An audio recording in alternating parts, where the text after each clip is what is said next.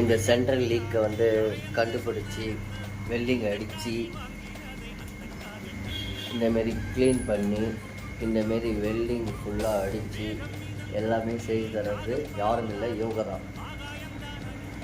இவங்களை வந்து இன்றைக்கி வந்து ஸ்நாக்ஸ் சாப்பிட்றாங்க.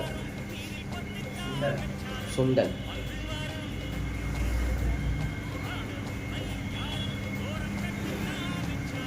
வெல்டிங் அடித்து பக்காவாக க்ளீன் பண்ணி